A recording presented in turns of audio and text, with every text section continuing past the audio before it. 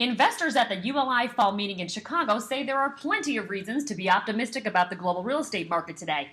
A positive economic outlook and improving business confidence are encouraging more capital to flow into commercial real estate. Jones Lang LaSalle predicts global sales volumes in 2014 could near the market peak.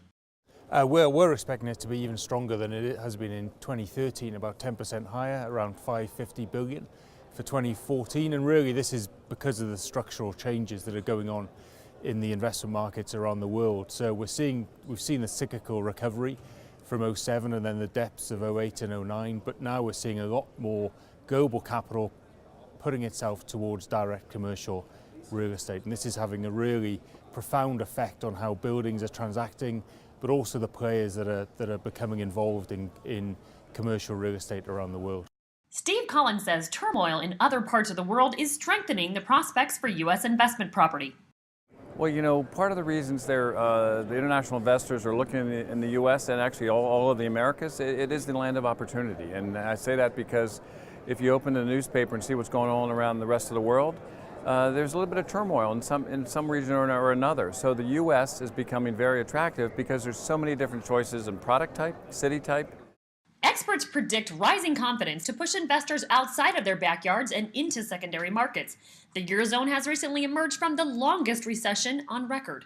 Investors are optimistic that recovery could extend into the fringe economies in Europe.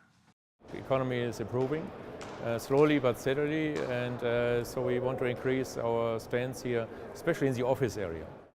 Asia is also drawing investor interest. Jones Lang LaSalle revised its full-year transaction volume prediction up to $120 billion for the region in 2013. Green Morgan points to growth in Japan as a key driver for the region. Well, Asia's had a great year in 2013, and it's really on the back of the resurgence of the Japanese economy. Everyone's heard of Abenomics and all the monetary and the fiscal changes that they've brought in Japan, as well as some of the more important, actually, structural changes that they need to make to the Japanese economy and the way they work there. But that's really picked up sentiment in Japan. We've seen $10+ billion for the first 2 quarters, and without that, volumes in Asia Pacific would be more or less flat for the year. So Japan has really helped push the Asian region forward pretty strongly in 2013, and we expect it to continue going into 2014 as well. While economic hurdles do exist, investors here at ULI say 2014 should be an even stronger year for global investment.